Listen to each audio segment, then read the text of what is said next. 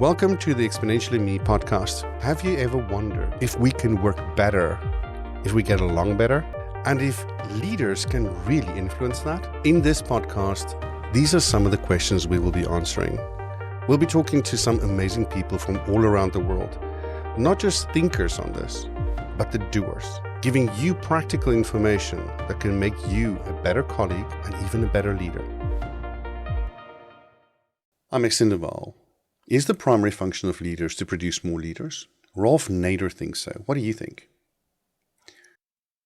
Today I'm speaking to Vivek Chandrashekaran. When I first met him, he was a principal consultant at a leading consultancy firm. He has gone on to have senior leadership positions in some really interesting companies and quite a variety. What impressed me was not the MBA from INSEAD or the almost perfect scores on his GMAT, but that no matter what the circumstances, he stayed level-headed and analytical. I love the way that he's been challenging me over the last decades and helping me to think in different ways. He begins with talking about how leaders need to be objective, but still network. This leads him to talk about a leader's responsibilities, which he defines as mastery, autonomy, and purpose. We also discuss the problems young people face, such as stagnation, but also how academic qualifications are no longer the only thing needed to succeed in today's companies. We then spend some time discussing the type of relationships leaders have with those they lead and the role of criticism. We finish by considering if people are sleepwalking zombies and need a burning platform to wake them up. Well, without much further ado, let's hear from Vivek. I've known you for a little bit, Vivek, and I know you've gone through interesting careers and different leadership positions within organizations, and I've always found it fascinating how you adopted, and managed to make it into a success. So a bit of awe for you, actually. So I was wondering, how much of a role does relationships play in leadership? So if we would say leadership is a relationship or as a relationship, what are your thoughts on that? So first of all, it is a challenge for me to bring the words leadership and relationship together, right? And I'll tell you why. Because I think, leaders are meant to be objective and relationships are never objective. So that's one, just a challenge. I want to point out that challenge up front. Having said that, career success is often predicated on relationships. You don't become successful in your career without nurturing a few good relationships along the way. And oftentimes, those people at the other end of that relationship grow along with you, right? I mean, you might start off at the same place, but you might end up in very, very different places. So it's kind of important for you to keep that relationship going. The last 3 career moves I've made, I can actually trace that back to a couple of very important relationships that I'd cultivated over the years. And that was what, that's what resulted in those career changes. And also any success that I've had over those job moves. But having said that, relationship, when you use the word relationship with a leadership position, right, I think you impute that the said leader has a certain form of relationship with a team, right, or an organization of sorts. And there I've become more guarded, more scientific in my approach over the years. Okay. Not least because I started working 20 years ago in a very traditional company, or in a set of traditional companies, large companies organized by silos, by departments, where each department often had their own set of customs and traditions. Right, their own language. That's why silos, right? They operate as silos. And the lack of success that many organizations face is because of those silos, because you don't get to cut across those silos. So over the last 10 years, I think there have been a spate of commercial agility transformations, particularly in Europe, particularly in Northern Europe. And I've been lucky to have been part of a couple of those transformations, both for big and small companies. And I think you kind of redefine your role as a leader when you go through those transformations. Um, Earlier, in a traditional organization, a leader is somebody who sets the mandate, right, for the rest of the organization to follow. Whereas there's an excellent way to describe the current, the current leadership theory. It's about leading from behind, right?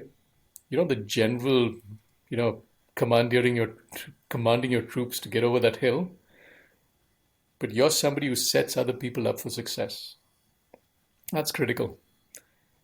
And that could be a very good basis for relationship building, but it needs to be done in an objective way, right? It needs to be done in a meritocratic way. That's critically important. And why is that important? Because oftentimes we are dealing with different cultures, you know, different situations at work, very different personalities at work, and it is all too easy to link success with a certain personality or characteristic or things like that. And as a leader, you have to be mature enough to look beyond that, right? And to actually look at the full potential of the people you're working with. So I kind of, if I were just to quote agile theory, right? A leader is responsible for three things for his team: mastery, autonomy, and purpose. I think you may have heard of this before. Next one. So mastery is when every single team member has a roadmap to become a virtuoso in his or her chosen specialism, right? Or more importantly, they have the room to grow relevant skills. Oftentimes, you also see in these organizations that are 30 or 40 years old, there are a set of people whose skills are outdated. And you can either do the capitalist thing and kick them out at the first opportunity and at the least cost, or in a more enlightened way, actually set up a path for them to reskill themselves and become more relevant to the modern workplace. And I kind of choose the second path, right? So that's mastery. Autonomy is an organizational thing, and that's where, we say leading from behind, because then the leader's purpose is to make sure that the organization is not organized as an oil container, but as a set of speedboats. What that often means is that you need to challenge the departmental way of thinking, and you need to start organizing your company into end-to-end teams that are as autonomous as possible, whose sandbox is very clearly defined, who can set their own goals, and who are not structurally dependent on some other teams to accomplish those goals, right? And that makes it much easier for them to reach their full potential. They can actually act as a team, as a self-governing team, right, in control of their destiny. Autonomy is very much an organizational thing. It's about breaking up your organization into manageable bits. That is very much a dysfunction of scale. Huh? The bigger the organization, the greater the dysfunction. And when you have too many moving pieces, a team can't operate successfully. So what you want to do as a manager is to make sure that you're able to set out the sandbox within which a manageable team can operate to accomplish its goals, whatever those goals are. But it can also, set those goals itself. And that's critically important.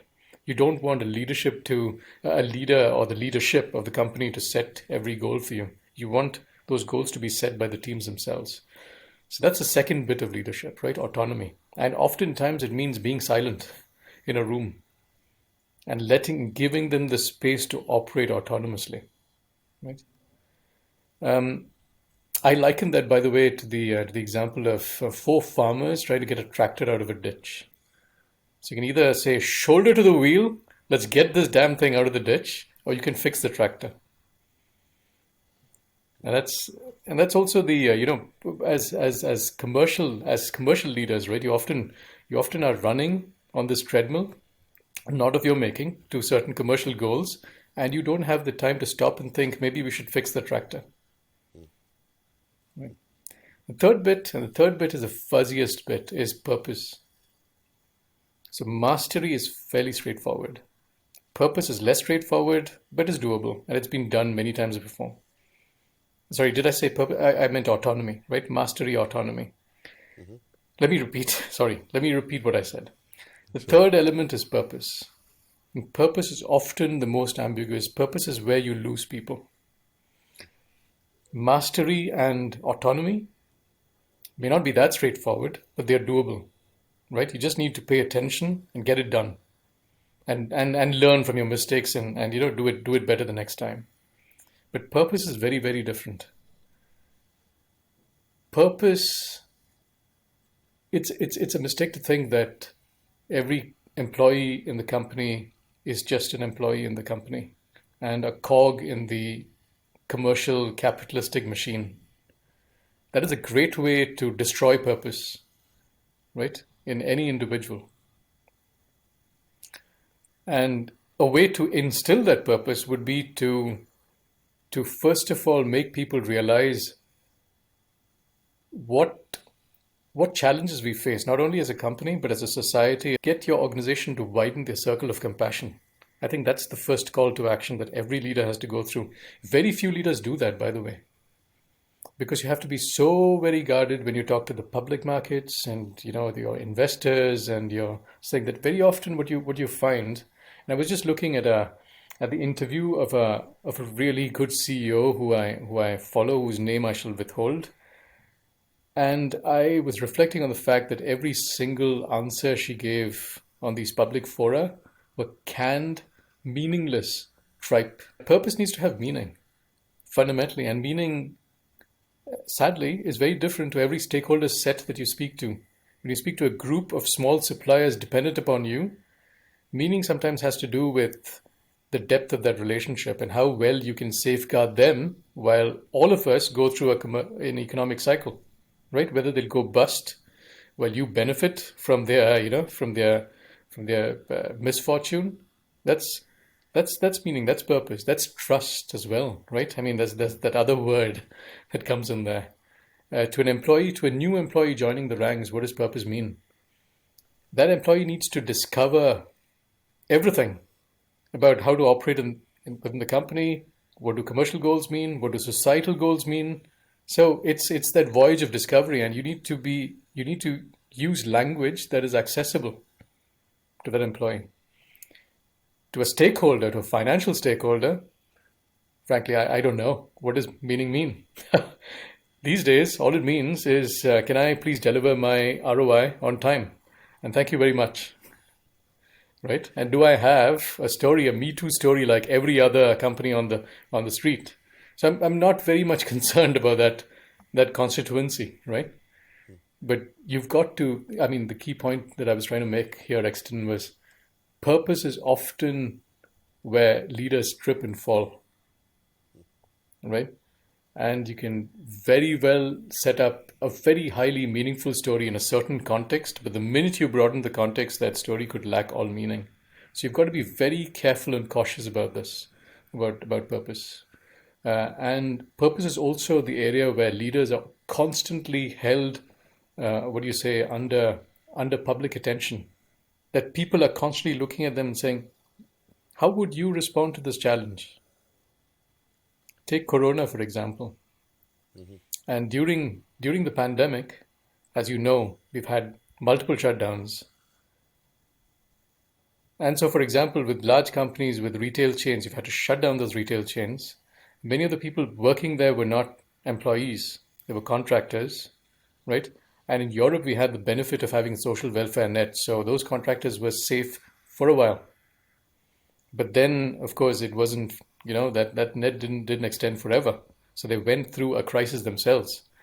And how you, as a commercial leader, responded to that situation was critical, right? And the fine line you had to what do you call it, the tightrope that you had to walk on was constantly balancing your commercial goals versus these other goals, right? Of compassion, of building a team, of making sure that you commit to the trust that they have imposed on you.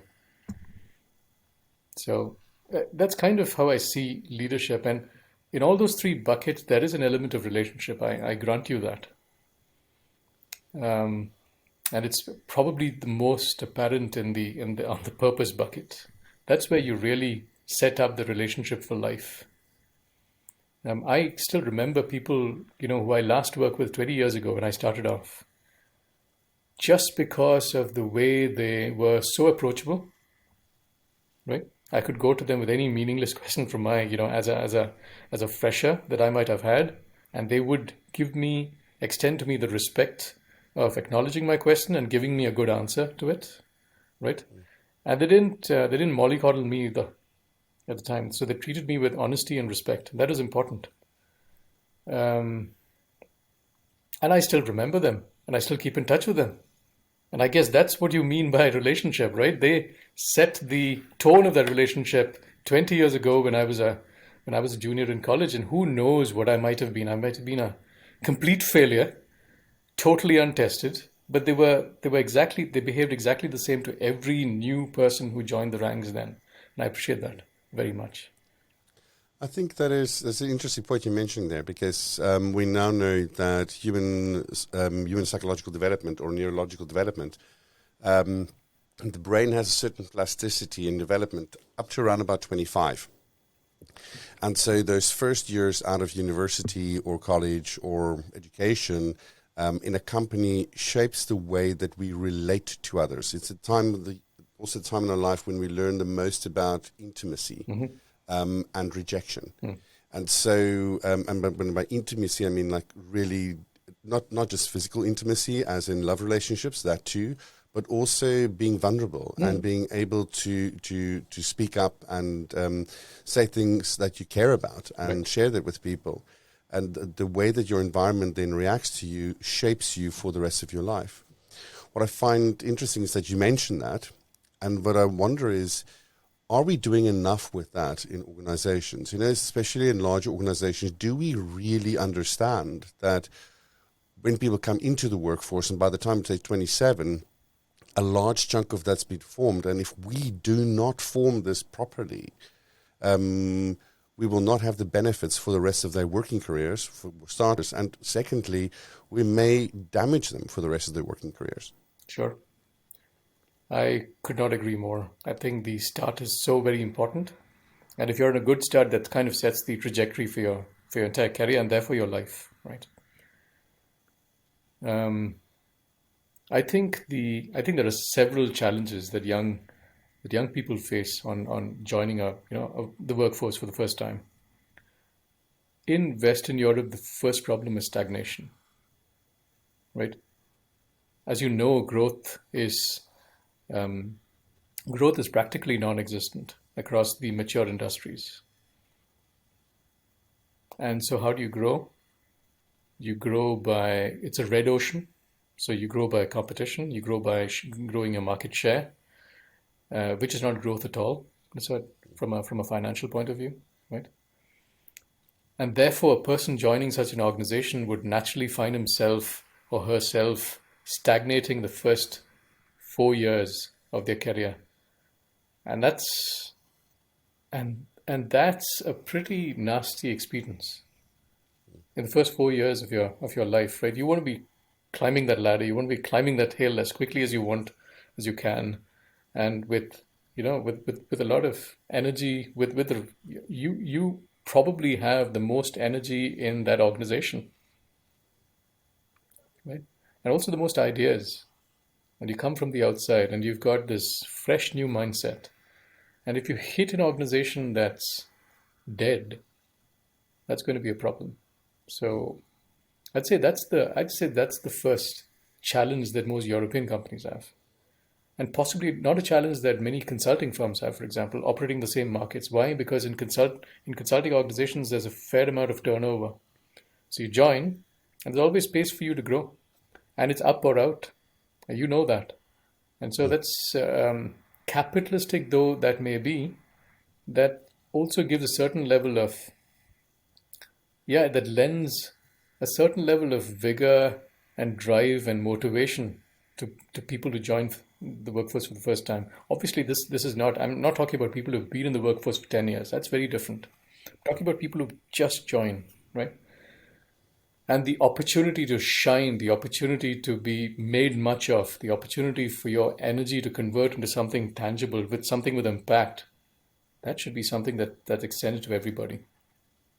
On that note, probably want to make another point, which is, and it's less so around here, but it might be around other markets in the world. There is a certain the meritocracy needs to be treated with a bit of with a pinch of salt. Oftentimes, we convert the meritocracy to saying, "Oh, he's got an Ivy League degree, and so he should be performing several orders above somebody who's come out of summer college, for example." Right? Just to take the American example, far enough away. So, and and very often that's not true. And very often you find that work is sometimes a very good leveler of capabilities, right? That all of those academic standards and qualifications that you've amassed over the years, some of which may be the result of privilege, very quickly gets leveled in the workplace. I don't mean it for the 1%, I mean it for the 99%. The 1%, of Mm. course, operate in their own domain. Yeah. That's a good thing.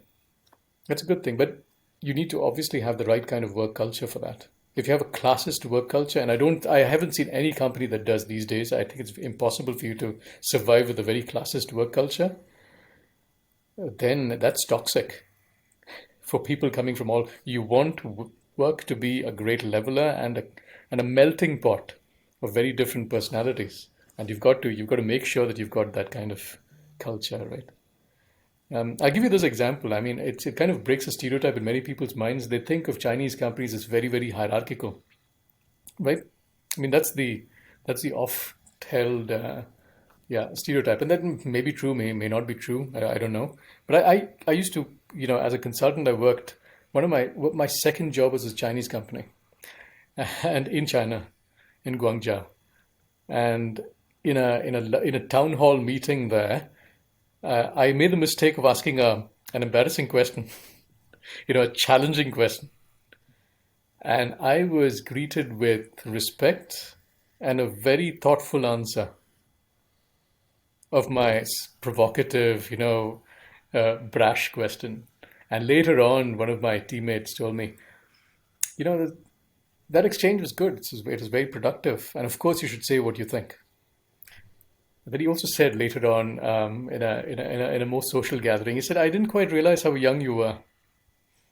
Mm. It's just his way of acknowledging him. That was an interesting question. Maybe you didn't think through the question and how it landed. But that for me was the right balance, the right way of things. The immediate response was respectful and thoughtful. And then later on, I was also made aware that maybe there was a better way, a more respectful way that I could have asked that question. Yeah. And that for me was a learning moment. And for me, that kind of broke the stereotype as well because I knew every leader in that organization was accessible, Yes. right? I think that's something. I don't know if you know Kim Scott. She wrote this book, Radical Candor. I've heard of it.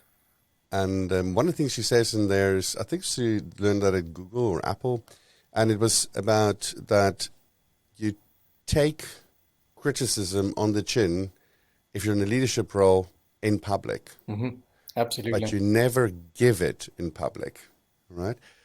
And so, and the way that you respond in public to criticism determines the perception of who you are as a leader.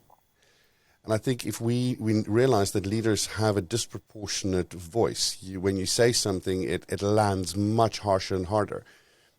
I think we also need to take a responsibility for treating people with that respect. I think it's a great example that you've used. I was in China a few years ago for an exchange program from the Rotterdam School of Management, and the same experience. You're brought up with a lot of preconceived ideas about what China should be. But when you're there, it actually blows your mind. It's different in so many ways, and that people are so much more welcoming, connecting, and compassionate than what you might think. Certain organizational structures are not. I agree with that. I've seen some of that as well. But the people themselves are really respectful in a way, but also challenging and asking questions that from the outside we don't think are being asked. And I think that's really interesting, though. In this, right, I don't think there's one model for successful corporate culture. There are two models that come to mind for me, yeah? And just based on my personal experience. There's one model which is what I think of as a football club model, right? And this is a model I find operating very much in Germany, in Holland, in the Nordics. And it's a model where everybody is operating at peak performance. It's a very equal organization. Conflict is out in the open, and there are very few emotions involved, right? So EQ means something completely different. EQ means being objective. That's what it means in this model. Okay, it means not taking sides. It means always expanding from a small problem to the bigger context. That's what EQ would mean in this thing. And the good thing is when conflict is out and about, then people can, for example, I can have a highly conflict-ridden meeting and then go for a beer with the same guy I had that conflict with after the meeting, right? And therefore, work tends to be lighter because you've got that conflict out in the open from from when the conflict is conceived, and you don't keep it bottled up. Work is lighter. But relationships also tend to be a bit more superficial because you are working as one football player with the next. And next season, you might be working for another club. So relationships are that much more, that much less deep, right? And if I were to move to my current position in Belgium, I see something very different. And I've also noticed it in my very little experience working with maybe Southern European cultures or even parts of the UK, where the work environment is very close to the family environment, where troubles are shared. Troubles, not conflict, but troubles are shared. I feel troubled by this, and then somebody will empathize with me immediately, and then we'll figure out a way of how to solve it. Where things are still equal, but from a family lens. There are young people and there are older people in a family, right? And there are I wouldn't use the word wiser and less wise. Maybe that's the wrong the wrong framing. Uh, Many of the meetings happen in very intimate places, like, for example, somebody's kitchen. That's where the majority of our presentations or, our strategy building sessions could happen. Work tends to be heavier because you share everybody's troubles, right? So work tends to be heavier. There is a bit of a heaviness around every meeting because every problem needs to be solved, and not just by one person, by all of us. We share it. Relationships tend to be much deeper. So these are the pros and cons, right, of these two kinds of work environments. And I honestly think that the three tenets that I mentioned, mastery, autonomy, and purpose, can extend to both of those environments successfully. But not too many people feel comfortable working across these two very different ways of working, the family oriented versus the football club, right?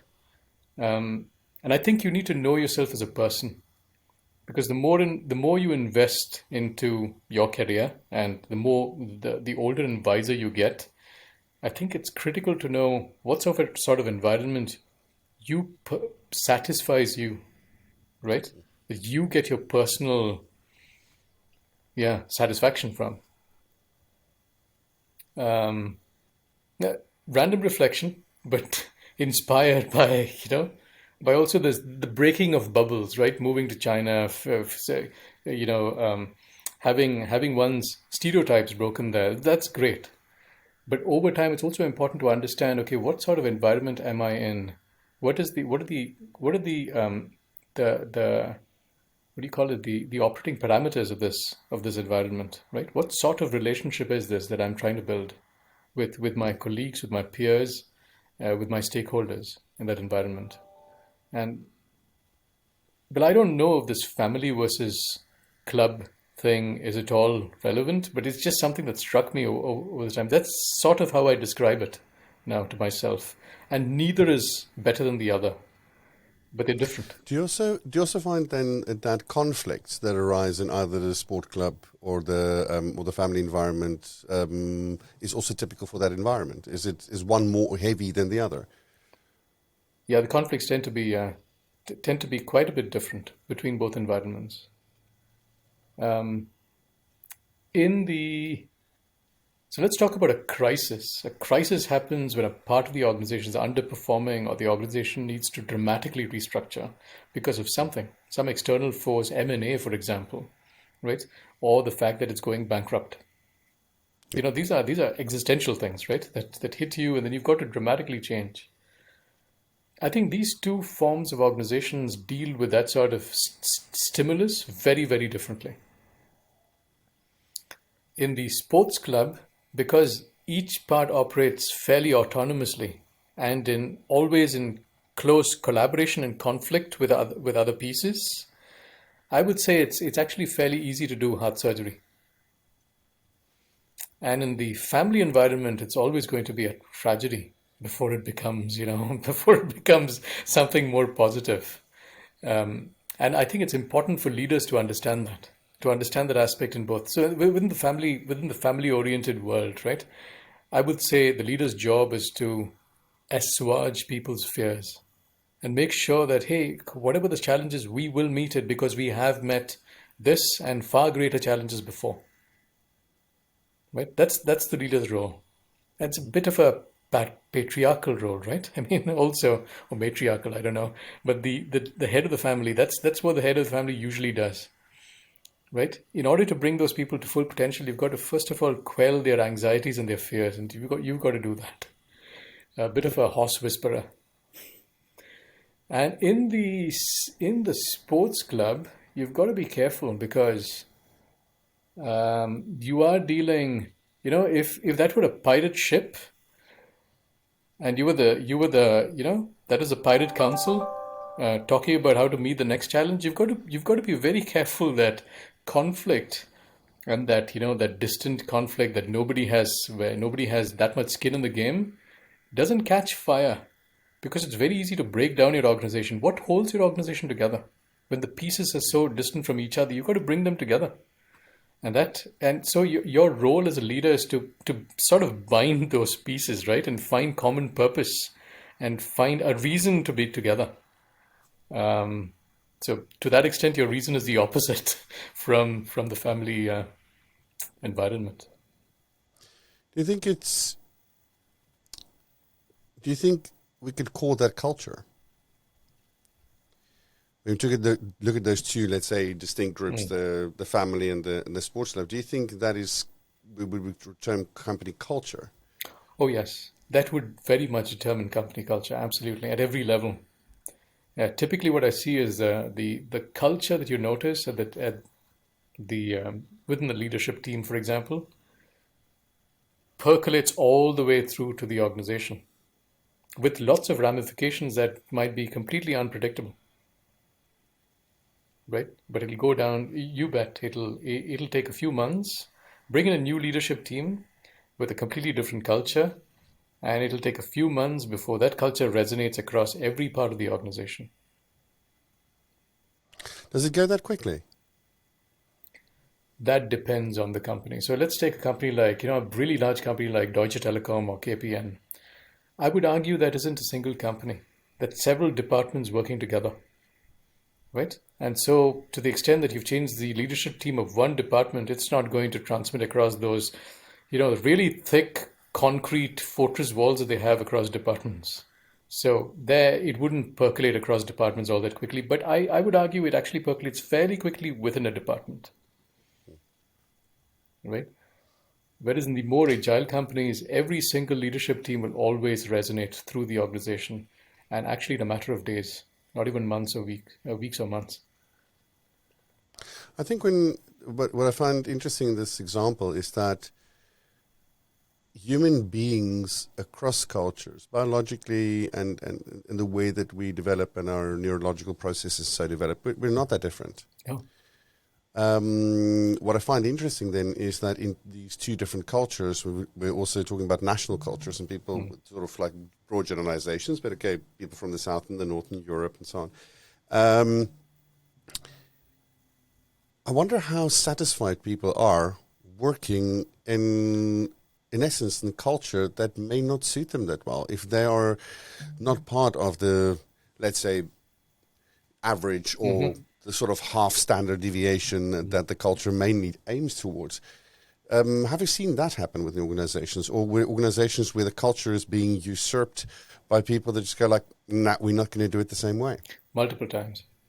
And I started my career working in a consulting firm. I believe consulting firms, banks, professional services in general are highly non-inclusive places. At least they used to be. They probably pretend to be more inclusive now. But there, it is true that for them, success is very narrowly defined and at every level. And if you don't fit that definition of success, you're excluded. And you would get it yourself and you would leave that company and you would move towards something else, right? So let's leave them out of the picture because they, I believe, are thankfully not the norm. But let's talk about corporate culture. Within corporate culture, it is true that corporate culture has changed dramatically over the last 20, 30 years. It used to be far less inclusive when I started working. And this is true across the world. So not just in one country or another, no, across the world. And I think one of the great steps that we've taken forward is to make that culture more inclusive over time. I don't think we've achieved any sort of long-term goal there. We still have a long way to go. But I think a number of glass ceilings have crashed down, which is fantastic. Which is fantastic news. And I'm just reminded that the reason some of those glass ceilings came crashing down is because they were hit by some crisis or another. It wasn't from some great, drive towards self-enlightenment that those ceilings came crashing down. Yeah. The 2008 crisis, I would say, inspired women leadership in senior, in management boards across Europe. The single biggest event that inspired inclusion of women on boards, right? Before that, I think the statistic was that women in senior management positions in the Netherlands, the percentage of women that is, or the percentage of women, in senior board positions is lower than Pakistan. Okay, and that is an often held statistic pre 2007. I doubt if that's still true. I hope that's not true any longer. But corporate culture has become a lot more inclusive, and that's a good thing. And people have become a lot more open towards discussing what is success, what does it really mean, how can we be sustainable organizations, how can we deliver to our social commitments, how can we, contribute to the goals of our society as much as to the goals of our shareholders. I think all in all, the crisis for capitalism has driven some of these conversations around inclusiveness in a very good way. I think there's far more work to be done, though. Pull me in if you think I'm going on a tangent here. But I think there's a book that inspired me, and it's Lessons from Patagonia. And it's written by the ex-CEO of Patagonia. Patagonia is as you know, the travel and adventure company. Yep. And it was started off by this French Canadian called Yves Chinoir. And the book itself is written by the CEO after him. Lessons from Patagonia, 40 years at Patagonia. And it's one of those rare companies where sustainability is the goal. And so they commit a significant proportion of their revenues or their profits towards things like rewilding. What a beautiful word that is, by the way, rewilding. Rewilding the environment, right? And it's been one of the first companies to do that, and they got punished over that fact many, many times, and they still held to their guns, right? Inclusion there took on very different tones. It is not only about including a human workforce, but it's also including the spaces in which we work in and the impact that we have upon this earth, right? And for me, that is really, really powerful. But that journey has been a solo journey. It's one company, and very few companies have been able to follow that path. And even Patagonia, God knows when they go bankrupt. But I would say that's not a, that could well happen over the Yeah. years. So your point about, I sorry, think you go on. mentioned something really interesting there. Is you're saying that in essence, never waste a good crisis. Never waste a So good crisis, absolutely. you said 2008 created a learning platform that allowed us to, in essence, re-evaluate inclusion, and I think that was a huge springboard for women. Correct. I do, however, think COVID has become one for racial inequality and poverty, and showing us the impact of that on society at large, but also has focused our attention on what these inequalities create and the problems that it creates. So it's on the one hand, it's good, sort of getting the rock through the glass ceiling. The thing is, just after that, you may have What to rebuild happens? the walls as well, Right. Yeah. And what I'm struggling with at the moment is seeing how organizations actually going to do this. Because there seems to be a lot of knee-jerk reactions, but there's no structured conversation. Mm. And so there's a lot of anger, but no process to solution.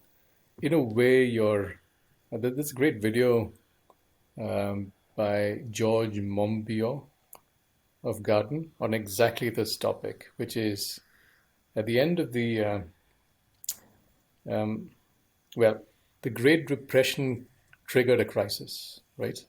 And then John Maynard Keynes and his clan created a different vision, which is very different from laissez-faire economics that created the crisis in the first place.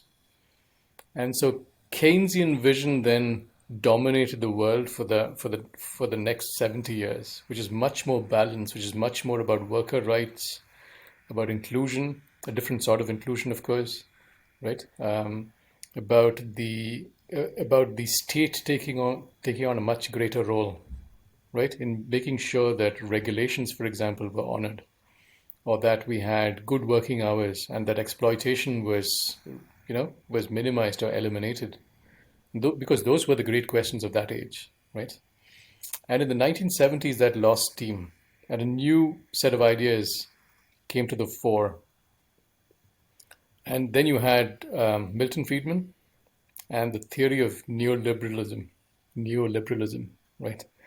Which is all about the state has become a force for bad. The state has been crowding out private enterprise and the entrepreneur, and you need to give power back to the entrepreneur, which is an idea that made sense in its time, which is the 1970s and 80s. But that idea then grew out of control and out of control, and then we hit 2008 and the crisis, right? But since then, unlike Keynes and Friedman, we've not had another set of ideas that takes us forward. We're still waiting for that. And I believe 2008 was not just a financial crisis, it sparked the beginning of several crises at the same time. Financial, which also comes down to inequality in its essence, right? But also the planetary crisis and global warming. And these two, I think, are going to inspire, hopefully, the next set of ideas. Now, to be fair, there are already ideas on the table. For example, you know that in Amsterdam, the city of Amsterdam governs itself not through the concept of eternal growth, but through a circular economy, right? And there are a set of ideas around how that circular economy could work from the point of view of economics. Right? How does it work? I mean, what does growth mean? What does success mean? How do you allocate capital? How do you make sure that the humanity's goals or that society's goals are met? But it's only Amsterdam, and it's only one or two little, here and there that you see these different different ideas come to the fore. The vast majority of us are in the zombie system where we carry on the habits that have led us to the crisis, right? Yes. And I fear we haven't hit the crisis hasn't hit us hard enough. That's the problem. Because a lot of us, you're right, never waste a crisis, but also equally, we never learn until we are slapped in the face by a really large crisis that makes us question our very selves. And that's the truth of it. And if you look at, how billionaires, for example, have enriched themselves over the pandemic, and how now we've suddenly have this slew of vanity projects from everyone from Bill Gates to Bezos at the fore, you need to ask yourself, what's going on? Right? And how do we actually correct ourselves from this dramatic descent? I'm afraid I don't have the answer, but I think the worst is ahead of us. I think I agree with you. I think we don't have the new ideas, we don't have the new ways of looking at it, but I think we do need to look around and see what are currently being offered, or what kind of things are people doing that are interesting. I think one of the things in the pandemic that for me was quite fascinating to see was Dolly Parton investing in vaccines, Yeah. And it was just, yes, you can look at it from an economic perspective. You can look from a capitalistic perspective. If it succeeds, it's going to make a lot of money.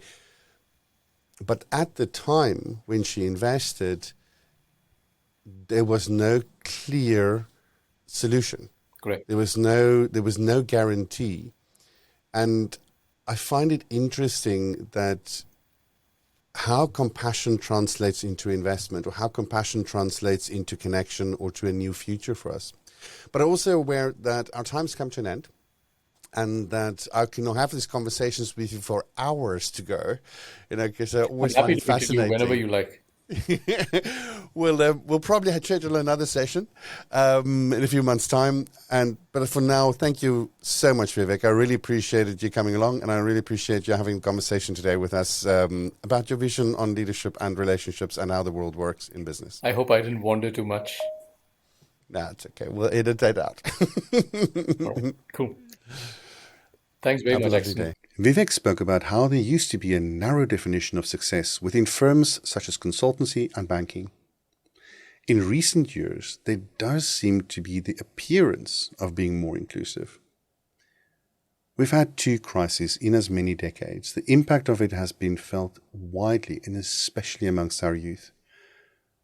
I'm not sure that organizations are realizing that the youth are changing in their expectations. What will our future workforce look like? What will they desire? What will they demand? Maybe the answer is staring us in the face. And maybe it will be as big a change as Keynesian economics was. Perhaps what we need is an existential crisis to be able to embrace this. Now go out there, be exponential, and do something nice for someone else. You can find us on the web by going to podcast.exponentially.me. We will also find additional media resources and some amazing insights.